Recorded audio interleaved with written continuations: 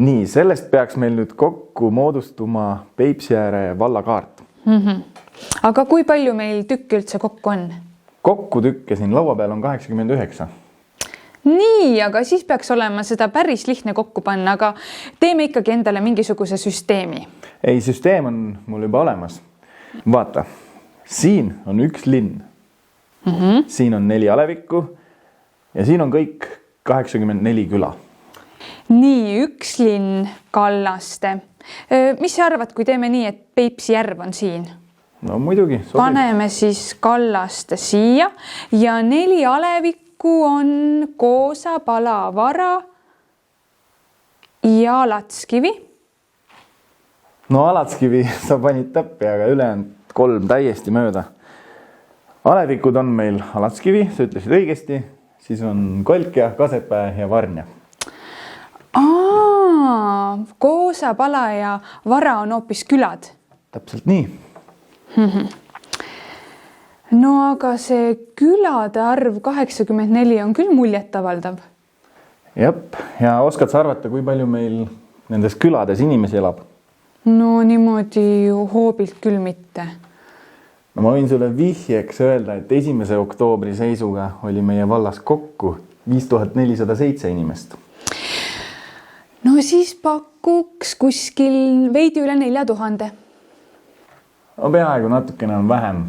Täpselt on see arv 3742. Seega ligi 70% meie valla elanikest elab just külades. No siis on küll eriti ootuspärane, et me just küladest oma saateid teeme. Oh, näe, Põrgu küla, siin me ju käisime. Jah, mis käisime? Mina käisin, sina ei tulnud. Õigus, muidugi. Ma läksin palju lahedamasse kohta. Aga vaata, siin on Sõõru. See näeb välja nagu postmark.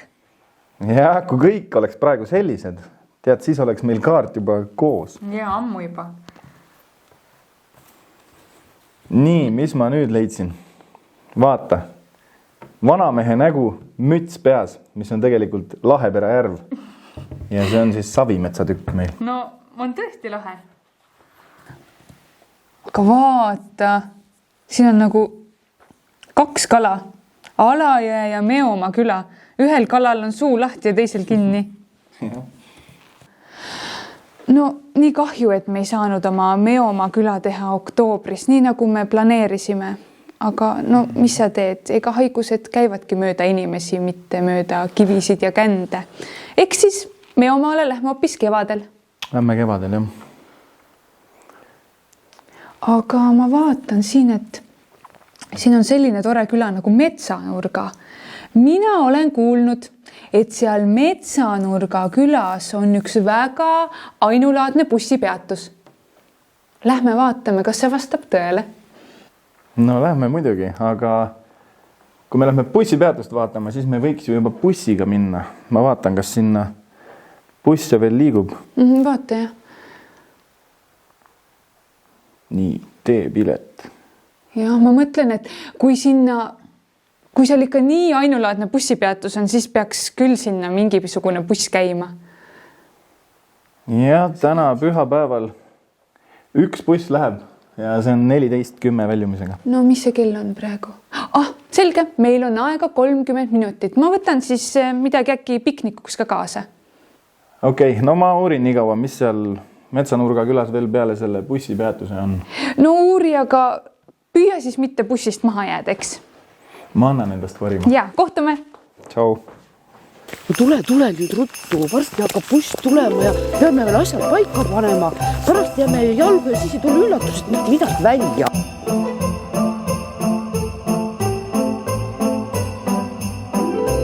Nii, paneme nüüd ette ka külge, sest siis on nii nagu vanasti.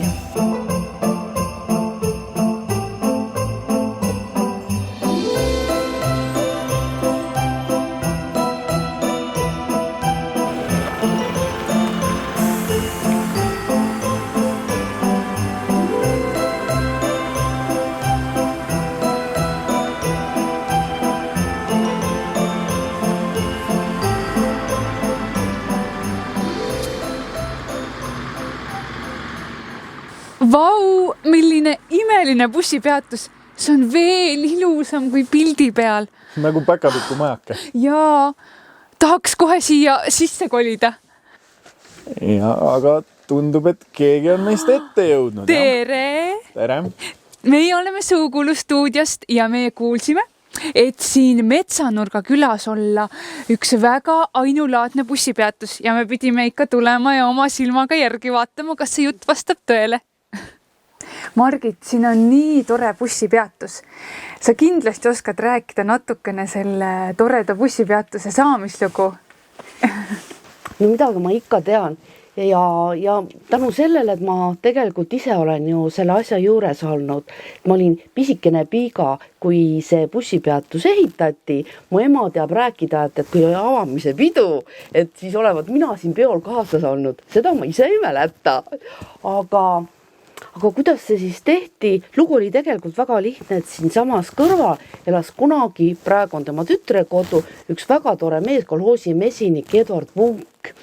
Ja lugu oli kurb, oli siin ainult üks post, kus oodati bussi ja siis ta kunagi oli hästi haigeks jäänud. Ja siis mõtles, et no ehitaks sellise toreda majakese, kus kõigil oleks tore bussi oodata. Ja siis ta oma kulu ja kirjadega ta siia ehitaski ja täpselt sellise romantilise ja vahva. Siin ees oli siis ise tegi need tähed metsanurga puust ja katusel oli mis oli miilitsa kuju. Mina mõtlesin muidugi palju aastaid hiljem, et see miilits oli tänu sellele, et minu isa oli miilits. Ja kuna me perekonnad käisid hästi läbi, et siis võib-olla minu isa aukse pandi. Aga see oli natukene liiga palju mõeldud. Tegelikult olevat selle Sirje, kes praegu siin elab, et tema äiapapa siis oli selle välja mõelnud, tuli Tallinnast ja vaatas, et vaja on midagi katusele panna, et umbes nagu vana Toomas valvab seda küla. Nii see bussipeatus, õigem mina ütlen bussimajakene, see kõlab nagu armsamalt, et nii see bussimajakene siia tuligi. See on tõesti nii omapärane, et kuuldavasti juba inimesed üle Eesti tulid seda bussipeatust vaatama. Jaa, sul on täiesti õigus, sest ega ma nüüd täpselt ka ei tea ja nii palju, kui ma olen külainimestega rääkinud, siis ega keegi ei oska öelda, kui palju tol ajal selliseid majakesi oli, võib-olla mõned ikkagi olid, aga tegelikult au ja kuulsus ta sellele Metsanurga külale tõi ikka küll, sest tõepoolest ikka käisid siia rahvahordid, käisid vaatamas, et mis imetegu see selline on. Ja oli ka mida vaadata, sest akende ees olid ju pitskardinad lausa ja suvel, ma mäletan seda väga hästi, oli siin ees imeilus lillepeenar, see õunapuu, mis siin praegu on, see tuli natukene hiljem. Ja jõulude aeg oligi kuusekene, piparkookid, ja muudel aastaaegadel oli ka siin vist sügiselõunad. Sügiselõunad, täpselt nii oligi. Et kui tulidki siia bussi ootama, siis ikka oli sul midagi võtta. See on tõesti üks suur au ja uhkus külale. Ja, meie koduõega on siit kilomeeter edasi ja me olime tillukesed plikakesed, kui tegelikult pidasime ka seda bussioota majakest nagu oma väikseks mängukoduks. Ja ikka on vaja ju kodu eest ikka hoolt kanda ja tulime harjakeste ja pangekestega tulime siia, käisime pesemas ja koristamas ja tegelikult ja külarahvas muide ka, teisedki tädid käisid siin koristamas, nii et see oli kõikidel hästi-hästi suur asi. Tõesti näeb väga tore ja hubane välja, et kui siit möödagi sõita, tuleb kohe naeratus näole, nii et... Tead, see naeratus tuleb praegugi inimestel näole, sest kahju küll, aga väga palju aastaid olid hästi kurvas seisus ja oligi peaaegu kokku kukkumas. Aga nüüd, kui ühe või teisega tuleb juttu, siis vaatad, et tõesti inimestel löövad silmad särama ja nad on nii õnnelikud, et sai jälle peaaegu algsel kujul taastatud. Aga võib-olla meie räägime siis natukene ehituslikust poolest, et praegu see näeb väga kaunis välja, aga ta ei ole ometi 50 aastat järjest siin sellisena olnud ja säilinud nii hästi, et siin on ikkagi tööd tehtud ja vaeva nähtud. Jah, uuest peast oli ta kindlasti ilusam. Aga aeg teeb ju oma töö ja natuke aitavad vandaalid kaasa isegi. Ja nägi ta tõesti kole välja veel mõni kuu tagasi. Aga siis me võtsime ette. Eesmärk oli säilitada üsnagi palju vana, ainult värvida. Katuse muidugi panime uue. Aknad tegime korda, värvisime üle. Ega siin rohkemat ei ole. Tõstsime natukene õhku ka, et ta oli maa peale vajunud seoses sellega, et teed on pidevalt tõstetud. Ja, et tegime uue terrassi, pingid. Aknad on siis samad olnud kogu aeg või? Aknad on väga huvitavad, kui lähemalt vaadata. Akendel ei ole, siin on näha, et ei ole isegi raame. Paljas klaas on pandud akna avasse. Vanast olid muidugi korralikud raamid ja kõik. Ja siis on teibiga peale tehtud väikesed ruudukesed. Jah, et need ei ole päriselt. Ei, kui autoga keegi mööda sõidab, siis on ilus vaadata. Nii on ka ilus vaadata, pole midagi hullu. Aga need tähed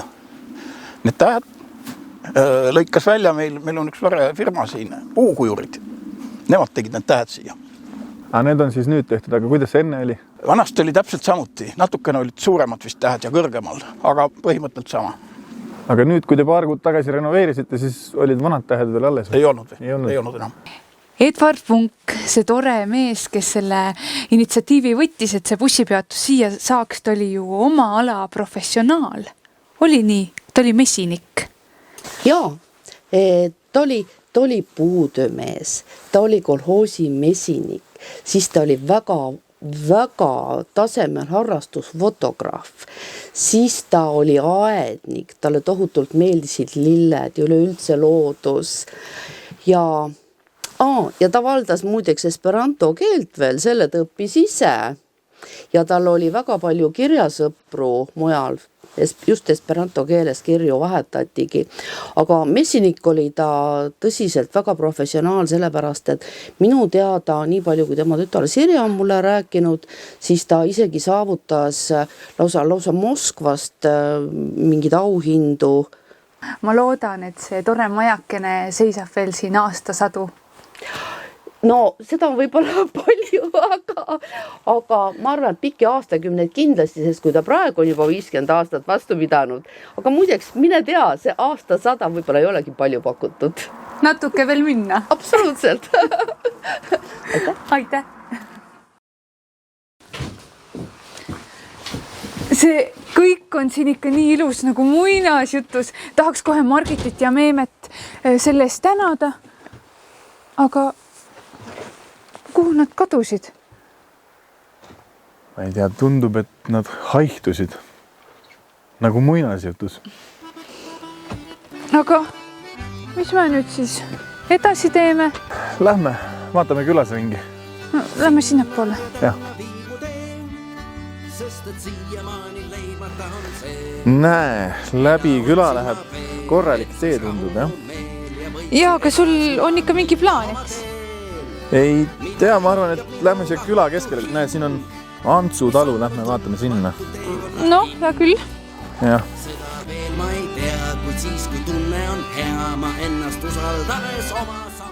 Tere! Tere! Mina olen Neeme Suukulu stuudiost. Mina Raigo Suitsutalust. Suitsutalust. Me teeme praegu Metsanurga külast, teeme saadet ja siin kaardi pealt me vaatasime, et me tulime just kui Antsu tallu. Antsu talu on seal naaber kohe, paarsada meetrit meil. Ja siin kaardi peal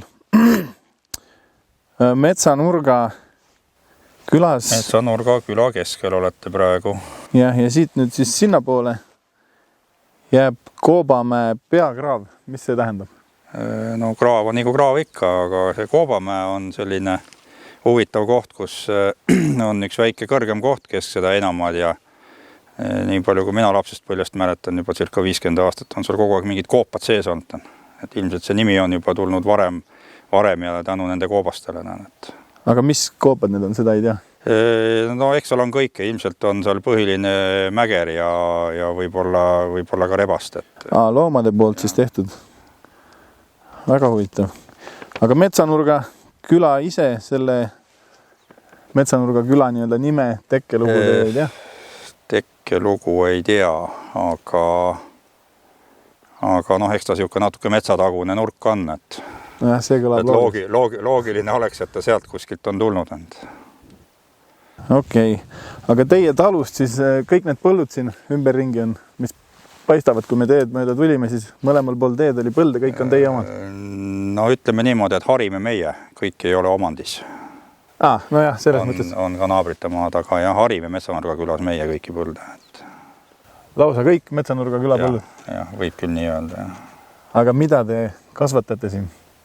Ma saan aru, et siin on maasikad. Siin on maasikas, jah. Aga no põhiartikkel on ikkagi teravili, raps ja sellised kultuurid, mis on kombainiga koristatavad. Ja kui palju teil tööjõudu sisse võtate? Enamus tuleb siis maasika hooaeg. Väljaspoolt enda peret on tegelikult üks aastaringne. Ja no, hooajal on vastavalt vajadusele. Ja. Et maasika korjamishooajal tuleb? Siis tuleb nii palju, kui vaja on. Et kuidas ja nii palju, kui tulemas on. Ja kui kaua te olete tegutsenud, ütleme siis põllumajandusega või mitu põlvkonda teie perest või? No kui minna nüüd alguse juurde tagasi, siis tegelikult Suitsutalu on jagunenud kahe venna vahel pooleks. Ja see nüüd, kus me praegu Suitsutalu nime peal oleme, see on nüüd üks pool sellest. Ja vanaisa ehitas selle maja ja need hooned siia ja minu isa juba sündis selles majas siin. Ja no talu peeti siis nii palju kui mina tean ja räägitud on ikkagi hobustega ja vanaisa haigestumise järel isa oli 13, kui hakkas siis talu nii-öelda peremehena edasi pidama, noorperemehena. Kündma ja muid talutöid tegema. Vanaema oli siis ikkagi täie jõuga talus, nii kaua kuni siis see võimuvahetus tuli ja sõda tuli. Isa käis sõja läbi, peale seda ei olnud enam talusid, olid juba koloosid. Ja vanaema samal ajal siis tegeles rahvaluulega? Vanaema, jah, kas ta nüüd samal ajal tegeles, ma ei oska öelda, aga kui mina laps olin veel, see on peale 65. aastat, 70. aastate alguse keskpaik, siis ta kogus seda kohalikku rahvaluulet siin ja saatis seda Rahvusarhiivi. Et siin mingid käsikirjad isegi vist on veel alles siin. Ja kui nüüd edasi minna, siis ega talu jatk ongi see 90. algus, kui maareform tuli. Said need põlistalumaad tagasi taodeldud riigilt, aga ega sest suurest talupidamisest nagu tol ajal rohkem oli entusiasmi kui võimalusi, et väga välja ei tulnud nagu midagi. Ja siis uuesti nagu teadlikult sai hakatud juba põllumajandusega tegelema minu poolt 2001 aasta. Ja seda 3 hektaril siis uuesti sai alustatud teraviljaga. Ja kui palju tänaseks hektareid on, kus te töötate? Või mida te haldate nii-öelda isegi, kui need ei ole teie oma? Suitsutalu haldab, ütleme 600 hektaril on tootmine hetkel. Alustasite 3-ga? No ütleme niimoodi, et maad oli rohkem, aga ei olnud pigem tehnikat, millega alustada. Et... Aga on nüüd, teil on 2 poega või? Jah. On lootust, et nemad võtavad üle ka edaspidi? On lootust. See on üks väga suur õnn tänapäeval tegelikult, et kui vaadata siin laiemalt, mis põllumajandusringkondades toimub, siis ega väga palju neid ei ole, kellel järeltulev põllu üle võtab. Enamasti müüakse ettevõtted ära lihtsalt ja ongi kõik. Teil oli siin suvel suur pidu, mille raames see oli või? Ja, avatud talude päevade raames oli ka meie talu uksed avatud kõikidele soovijatele ja õhtul ka väike selline külasimman. Okei, see saab nüüd traditsiooniks või? No loodame. lubada ei julge, aga loodame jah. Kui meist sõltub, siis me teeme edaspidi ka jah. Nii, ja kuhu nüüd? Vasakule, paremale? Bussipeatus jääb sinna poole. Okei, aga meil on bussini on veel aega, lähme vaatame ikka natuke sinna ka. No lähme.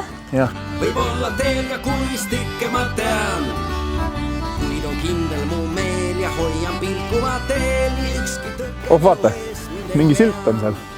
Kuule jaa, lähme vaatame lähemalt. Lähme jah.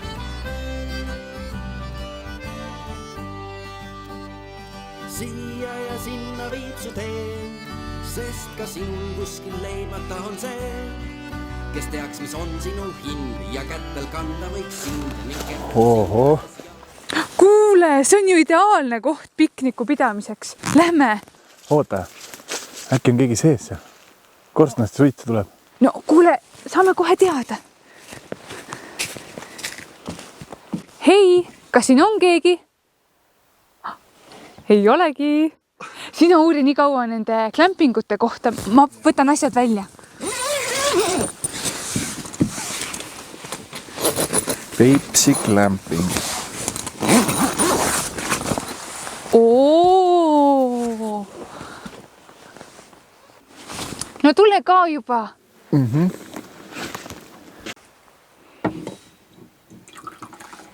Kas sa leidsid ka midagi? Jaa. Peipsi Glampingu telgid on luksuslikud mugavustega telgid, mis asuvad Metsanurga küla maalilises õunapuu aias, kus nautida romantilist puhkust. Oi, väga tore. Ole hea, joo nüüd vahepeal teed ka. Aitäh.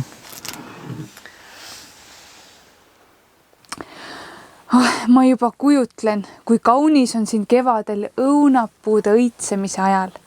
Jaa, talvel tundub ka ülimõnus. Jaa, päris meeldejev oleks siin uut aastat vastu võtta. Siin oli tõesti nii mõnus, aga nüüd peame edasi minema. Lähme jah. Siia ja sinna viib su teen, sest ka siin, Kuule, kas sa tead üldse, kus me praegu kõnnime? kes teaks, mis on sinu Tee peal. Jah, aga me kõnnime piiri peal. Vasakul pool on Metsanurga küla ning paremale jääb Piirivarbe küla. Oot, et sa tahad öelda, et kui ma lähen teisele poole teed, olen ma juba Piirivarbe külas. Nii on. No ma lähen proovin. Mine proovi jah. Hei, Metsanurga mehed, kas külas pidu ka tuleb? Hei, hei, Piirivarbe piigad. Ikka tuleb pidu, suur pidu tuleb. Kuule, mis suurt pidu nii väikeses külas pidada saab? No ei ole see küla midagi nii väike. 8,5 ruutkilomeetrit. Ruumi tantsida tead kui palju.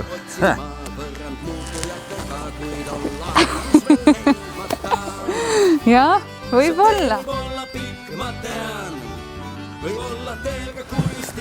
No, ma natukene uuriksin ka seda kaardi. Nii, mis siin on? Siin on Roberti talu, Suitsu talu, Antsu talu, Villemi talu. No päris palju talusid, aga ma ei tea, kas ikka suurt pidu saab tulla. Sind ikka vaevab see peoasi, jah? Nojah, kui külas on 46 inimest, siis väga ei saa mingit suurt pidu tulla. Miks sa arvad, et ei saa? Metsanurga külast pärit Maalehe ajakirjanik Rein Raudvere rääkis, et sel suvel oli külas 100. sündmus. Tema nii suurt pidu oma eluajal külas küll ei mäleta. Mis puhul seda pidu siis peeti? Juulis oli avatud talude päev ja Suitsu talu võttis ka esimest korda sellest osa. Õhtul korraldatigi päeva lõpetuseks talus suur pidu, kus nii Metsanurga rahvas kui ka külalised kaugemalt kokku ligi 600 inimest said lustida Netsa ja külabändi muusikasaatel. Liigub õigel suunal jalg, mis kõnnib külatee. Külalugudes on alles ajalugu veel. Iga linn ja riik on alustanud külana. Külakeel peab igavesti laulus kõlama. Raskel aegul küla see, kus tahab nii küsida.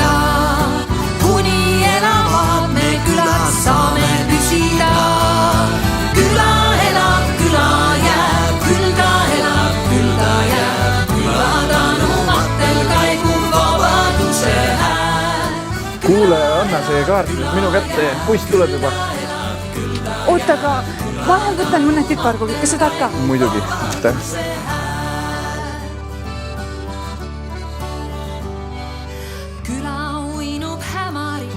Näed, ma võtsin sul ühe kuukese. Oi, ma tänan. Ja ilusat jõuluaega sulle neeme ja me soovime ka oma toredatele vaatajatele ilusat ja rahulikku advendiaega. Külas parimad on jõud ja on jaanikuu. 1000 aastat paigal seistes külaliu pajas. Igal eestlasel on oma enda küla.